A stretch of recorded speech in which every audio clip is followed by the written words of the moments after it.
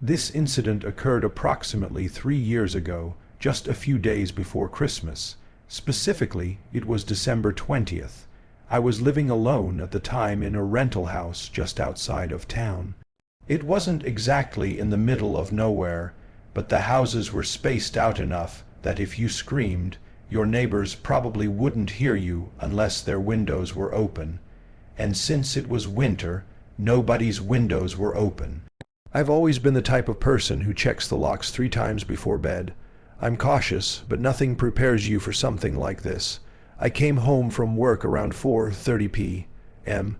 It was already getting dark because of the season. As I walked up the porch steps, I saw a package sitting on the welcome mat. It was a medium-sized box wrapped in plain brown paper. No bow, no holiday print, and weirdly, no shipping label. I picked it up. It felt light. My first thought was that my mom had dropped it off. She lives about an hour away and is famous for dropping off early Christmas gifts without telling anyone. She's terrible at waiting for the actual day. I figured she drove by while I was at work, left it, and forgot to text me. I brought the box inside, kicked off my boots, and locked the door behind me. I took the box into the kitchen and grabbed a pair of scissors. I wasn't scared at all. Why would I be? I was actually smiling, wondering what kind of random gift my mom had bought this time. I cut the tape and opened the flaps. Inside, there was a layer of bubble wrap. I pulled that away and saw a simple black wooden picture frame. I turned it over to see the picture, expecting a family photo or maybe a picture of my dog. My stomach dropped. The smile vanished from my face instantly. It was a photograph of me. In the picture, I was standing at my kitchen sink washing dishes. I was wearing the same gray hoodie I had worn the night before. I could see the steam rising from the hot water. The angle was from outside, taken through the kitchen window. The darkness of the yard framed the shot. I stood there frozen, gripping the frame. My brain tried to make sense of it. Who took this? The picture was high quality. It wasn't blurry.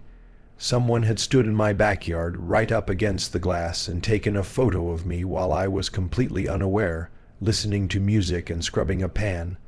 Suddenly, the silence in the house felt heavy. My cell phone, which I had set on the counter next to the box, began to ring. The sound was so loud in the quiet kitchen that I actually jumped. I looked at the screen. Unknown caller. Usually, I don't answer those, but my thumb hit the green button before I could stop myself. I put the phone to my ear, not saying a word. For 3 seconds there was just silence. Then a heavy wet sound, breathing. It sounded like someone trying to catch their breath in the cold air. A deep, scratchy male voice spoke. "Did you like it?" My blood ran cold. I hung up immediately. I didn't say anything back. I dropped the phone and scrambled to check the back door. It was locked. I checked the front door again. Locked. My heart was hammering against my ribs. I felt exposed. I grabbed my phone again to dial 911. Crash. The sound of shattering glass exploded through the kitchen. I screamed and dropped to the floor, covering my head. Cold air rushed into the room. I looked up. The very window where the photo had been taken, the one above the sink, was shattered. There was glass all over the counter and the floor. Lying in the middle of the kitchen floor, amidst the shards of glass, was a rock about the size of a baseball. I was shaking so hard I could barely stand. I knew I had to get out of the kitchen, but I couldn't stop staring at the rock. There was a piece of notebook paper secured to it with a rubber band. I shouldn't have gone near it. I should have run straight to the bedroom and locked the door, but curiosity or maybe shock took over. I crawled forward and grabbed the rock. I pulled the paper off and unfolded it. The handwriting was jagged and messy. It read, "I have more." Panic fully set in. I ran out of the kitchen and into the hallway, away from the broken window. I dialed 911, my fingers fumbling over the numbers. 911. "What is your emergency?" "Someone is at my house," I whispered, my voice trembling. "They threw a rock through my window. They're watching me." "Okay, ma'am, I have officers dispatched. Are you in a safe place?" "I'm in the hallway." "Everything is locked. Stay on the line with me." As I huddled in the hallway, clutching the phone, a horrifying thought hit me. The note said, "I have more pictures." My phone buzzed against my ear. It wasn't a call. It was a text message from a blocked number. I pulled the phone away from my ear for a split second to look. It was an image file. I opened it. Tears started stinging my eyes. The photo wasn't taken from outside. This photo was taken from inside my bedroom. It showed me sleeping in my bed. The timestamp on the photo was from 3:00 a.m. This morning. He hadn't just been outside. He had been in my house. While I was asleep, he had stood over my bed, taken a picture, and left without me ever knowing. "Ma'am, are you there?" the dispatcher asked. He was inside. I choked out. "He has a picture of me sleeping." Then I heard it, the sound of snow crunching. It wasn't coming from the backyard this time. It was coming from the front porch. Heavy boots are stepping onto the wooden planks. The floorboards creaked. He wasn't running away. He was coming to the front door. I scrambled backward, retreating up the stairs, trying to put as much distance between me and the door as possible. The door knob to the front door rattled violently. He wasn't trying to be quiet anymore. He was shaking the door, testing the deadbolt. "He's at the door." I cried into the phone, "Please hurry. They are 2 minutes out, ma'am." 2 minutes is a lifetime when someone is trying to break in. The rattling stopped. For a second I thought maybe he had given up. Then a heavy thud hit the door. He was throwing his body weight against it. The wood groaned. I saw the door frame shudder. I ran into the bathroom at the top of the stairs and locked the door. It was the only room with no windows large enough for a person to fit through. I sat in the empty bathtub, pulling the shower curtain closed, clutching a bottle of bleach I kept under the sink as a weapon. Downstairs I heard a loud crack as the wood of the front door frame finally gave way. The sound of heavy boots on my hardwood floor echoed up the stairs. I held my breath, clamping my hand over my mouth to stop my sobbing. "He wasn't rushing. He was walking slowly. I know you like the pictures," the voice called out. It was coming from the bottom of the stairs. It was the same voice on the phone. "I want to take one more, just one more, face to face." I heard his foot hit the first step of the stairs. Then sirens. Blue and red lights flashed against the bathroom tiles, shining through the small ventilation window. The wail of the sirens was the most beautiful sound I had ever heard. The footsteps on the stairs stopped. I heard the intruder run back toward the kitchen. I heard the back door get kicked open, followed by police shouting, "Police, show me your hands." I stayed in that bathtub for another 10 minutes until a female officer knocked on the bathroom door and told me it was safe to come out. They never caught him. They found footprints leading from my back door into the woods behind the property, but the tracks disappeared onto a plowed road about a mile away. They did a sweep of my house. They found something that made me move out the very next day. In my bedroom closet, hidden behind my winter coats, they found a small sleeping bag and empty food wrappers. The police estimated he had been living in my closet for at least 3 days, watching me, waiting for me to fall asleep so he could come out. The package on the porch was just his way of letting me know that the game was starting. I live in an apartment complex now, 3rd floor. I have cameras in every room, but sometimes when I'm washing dishes and it's dark outside, I can't bring myself to look at the window. I'm too afraid of what I might see looking back. Before we dive into the next story, if you're visiting our channel for the first time, don't forget to hit the subscribe button and turn on the bell icon to stay updated with our upcoming scary stories. When I was 10 years old, my life was completely flipped upside down. My parents split up, and for reasons I didn't really understand at the time, I had to move in with my dad. I went from living in a busy neighborhood where I knew every kid on the block to a quiet, spread out suburb where I didn't know a single soul. The transition was rough. My dad tried his best, but he worked a lot. So I spent a good amount of time just wandering around the house or sitting on the front porch, bored out of my mind. The only saving grace was that my dad was already friends with a family that lived just down the street. It was a single mom with 3 kids, Luckily for me, the middle child was a girl named Ashley. She was 2 years older than me, 12 at the time, which feels like a huge age gap when you're a kid, but she was nice enough to let me hang around. We weren't exactly best friends or anything. It was more like a friendship out of convenience. Our parents were friends, so we got stuck together at barbecues or dinners. Over the next couple of years, though, the gap between our ages felt smaller, and we ended up sharing the same circle of friends in the neighborhood. By the time I was 12 and Ashley was 14, things were pretty normal. We had a solid group of kids we hung out with. One of those kids was my good friend Rob. This all happened a week before Christmas. The atmosphere in the neighborhood was actually really nice. Everyone had their lights up. There was a little bit of snow on the ground, and we were all just waiting for school to let out for winter break. One night, Ashley's mom was working a late shift. She was a social worker or a counselor of some kind. I never knew the official title, just that she helped people who were going through really hard times.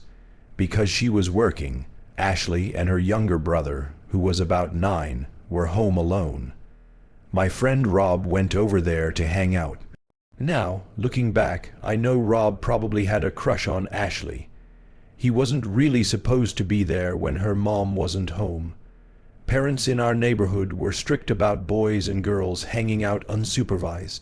So the plan was for him to leave before her mom's car pulled into the driveway. I was at my dad's house, probably playing video games, completely unaware of what was happening down the street. According to Rob, they were just sitting in the living room watching TV.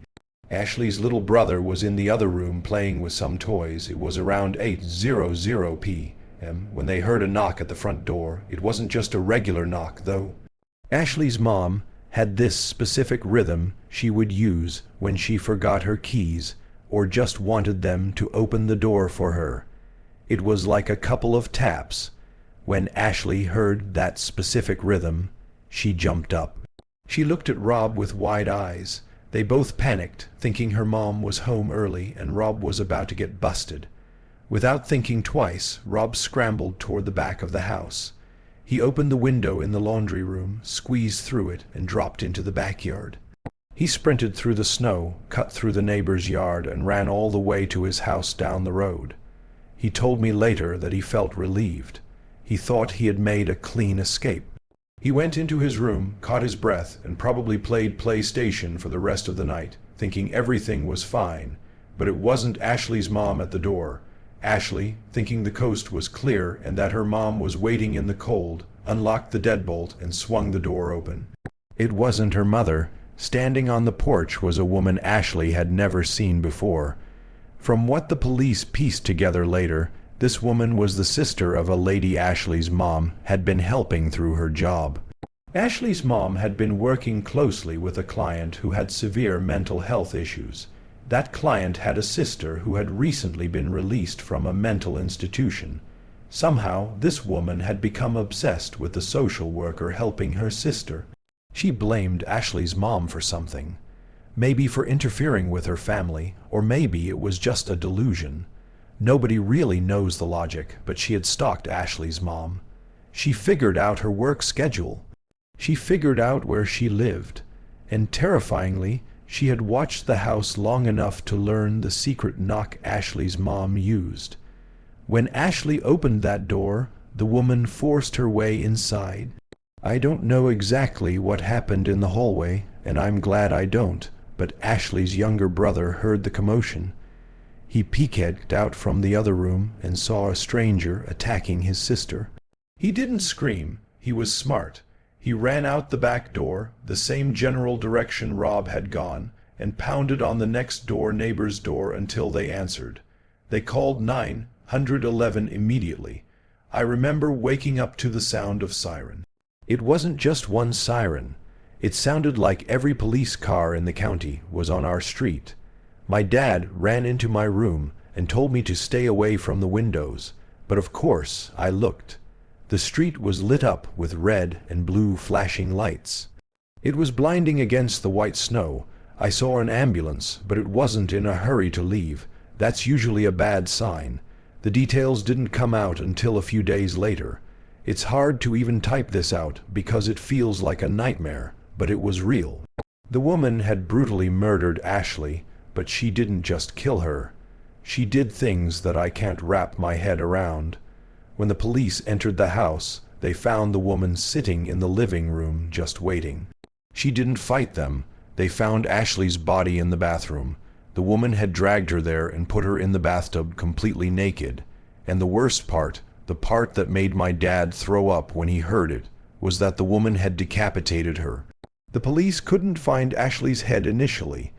The house was decorated for Christmas with a tree in the corner and presents piled underneath it. The police had to search through the scene, and that's where they found it. The woman had wrapped Ashley's head and hidden it among the Christmas presents under the tree. I remember the feeling in the pit of my stomach when I heard that. It was sick. It was twisted. It felt like something from a slasher movie, not something that happens to the girl you grew up living down the street from. Rob was a mess. He kept saying I should have stayed. If I hadn't run out the window, maybe I could have fought her off. Maybe Ashley would still be here. He carried that guilt for years. But the truth is, if Rob had opened that door, or if he had been standing there when the woman came in, there would have just been two bodies in that house instead of one. The woman had a large hunting knife and the element of surprise. Rob was just a kid. There was nothing he could have done. I wasn't allowed to go to the funeral. My dad said it would be too much for me, and honestly, he was probably right. They had a closed casket. Obviously, Christmas that year was canceled in our house. We didn't put up lights. We didn't open gifts. It just didn't feel right. I've never told this story to anyone. Not my wife, not my brother, and definitely not the police. I kept my mouth shut because I had to. Sometimes doing the right thing isn't worth the risk, especially when you have a family. This happened 4 years ago. It was early December. My wife Katie wanted a real Christmas tree that year. Usually, we just went to the Home Depot lot, bought a pre-cut fir, and strapped it to the roof. But that year, Katie saw something on Instagram about going into the national forest and cutting your own tree. She thought it would be a nice tradition. I agreed, but because of our work schedules, I couldn't go on the weekend. So I decided to take a half day off work on a Tuesday and go get one myself to surprise her and my daughter Lee, who was 5 at the time. I drove my Ford up into the mountains. In our state, you can buy a $10 permit to cut a tree in specific areas. I drove past the main designated areas because they looked picked over. I wanted a really good one. I found a dirt service road that wound deeper into the woods. It was legally part of the cutting zone just further out. It was about 3:30 p.m. when I parked. The sun sets early in the mountains, so the light was already getting that gray flat look. The air was freezing, probably around 20 degrees. I grabbed my handsaw and a pair of work gloves, locked the truck, and walked into the tree line. It was quiet, too quiet. The snow was about 6 in deep, making a loud crunch with every step I took. I walked for maybe 15 minutes until I found a clearing. There it was, a perfect noble fir about 7 ft tall. I knelt and started sawing. It takes a lot more effort to cut down a fresh tree than people think. I was sweating and breathing hard. The saw was loud, rhythmically grinding against the wood. That's when I heard it. It wasn't a twig snapping. It was the sound of snow compressing. Crunch. I stopped sawing. The noise stopped immediately. Hello. I called out. Nothing. Just the wind blowing through the pine needles. I figured it was another person looking for a tree or maybe a deer. I went back to sawing, but faster this time.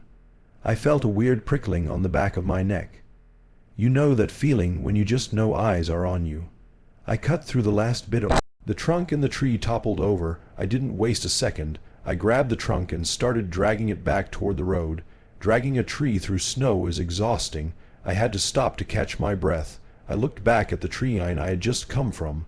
About 50 yards back, behind a thick cluster of spruce trees, I saw a shape. It was dark, contrasting against the white snow. It ducked behind a trunk the second I turned my head. It wasn't an animal, it was tall. It was a person. Panic spiked in my chest. I didn't call out this time. I just gripped the tree harder and started walking faster. I heard the footsteps behind me again. They weren't trying to be stealthy anymore. They were heavy and fast. Someone was running. I abandoned the tree. I dropped it right there in the snow and sprinted the last 100 yards to the truck. My heart was hammering in my throat. I could hear the person behind me crashing through the brush, getting closer. I burst out of the tree and hit the service road. I fumbled for my keys, jamming the unlock button. I reached the driver's side door and grabbed the handle. That's when I saw it. My truck was leaning weirdly to the left. I looked down. Both tires on the driver's side were completely flat, slashed. The rubber was shredded. My stomach dropped. This wasn't a coincidence. I had been set up. I didn't have time to process it. I heard the crunching of snow from the woods, but also from the road. "Hey," a voice shouted. I spun around. 3 men were walking toward me from further up the road. They were dressed in heavy camo jackets and dark jeans, but the terrifying part was their faces. They were all wearing black ski masks. I looked back toward the woods. The person who had been chasing me stepped out. He was also wearing a mask. I was surrounded. "Look, take the truck," I stammered, holding up my keys. "Take whatever you want." The biggest guy, the one who came from the road, didn't say a word. He just rushed me. I tried to fight back, but it was useless. He tackled me into the side of my truck. My head hit the metal hard. Stars exploded in my vision. Before I could recover, the others were on me. It wasn't a fight, it was a beatdown. They kicked my ribs and punched me in the face. I curled into a ball in the snow, trying to protect my head. "Grab him," one of them growled. 2 of them hauled me up and slammed me against the truck door. My nose was bleeding freely, dripping onto my jacket. The big guy stood in front of me. He reached into my pocket and ripped out my wallet and my phone. "Unlock the phone," he said. His voice was calm, terrifyingly calm. "Why?" I gasped. He punched me in the stomach. I doubled over, wheezing. "Unlock it." Shaking, I used my thumbprint to unlock the screen. He snatched it back. He started scrolling. He wasn't looking for banking apps. He was looking at my photos. Then he opened my notes app. Then he opened my contacts. He held up my wallet. He pulled out my driver's license. "Robert," he read my name out loud. Then he read my address. He looked back at the phone. He turned the screen toward me. It was a picture I had taken of Lee on her first day of kindergarten, standing in front of the school sign. "Cute kid." Man said, "Lee Wright goes to Creekwood Elementary." The blood in my veins turned to ice. "Please," I begged, "please just take the money. Don't hurt them." The man stepped closer, leaning in so his mask was inches from my face. I could smell stale tobacco on his breath. "We're keeping the phone in the wallet," he said, "and you're going to stay here until we're long gone. You aren't going to call a tow truck for at least an hour. And when you do, you're going to tell them you hit something sharp on the road." He grabbed the collar of my jacket. "If you go to the cops, if you tell them about the masks, if you give them a description," gestured to the phone in his hand, "we know where you sleep. We know where Lee goes to school. We know what time she gets let out at the bus stop." He paused, letting the silence hang there. "Do you understand me, Robert?" "Yes, I understand." "Good." He shoved me down into the snow. They turned around, walked down the service road to a rusted SUV I hadn't noticed parked in the brush, and drove off. I lay in the snow for 20 minutes, terrified they would come back if I moved. Eventually I got up. I was freezing, bruised, and bleeding. My truck was useless. I had to walk 3 miles down the mountain to get cell service. I flagged down a passing car, a nice older couple. When I used their phone to call the police, no, I called my wife. I told her I had a blowout and slid into a ditch. I told her I lost my phone in the snow while trying to dig the truck out. When I got home that night, I hugged Lee so hard she complained I was squeezing her. We moved 3 months later. I told my wife I got a job offer in a different state, but that was a lie. I just quit. I couldn't stand living in that house anymore, knowing that somewhere out there, 3 men knew exactly where my daughter slept. I never canceled the credit cards immediately. I waited a day just to make sure they didn't think I was acting too fast. I never reported the assault.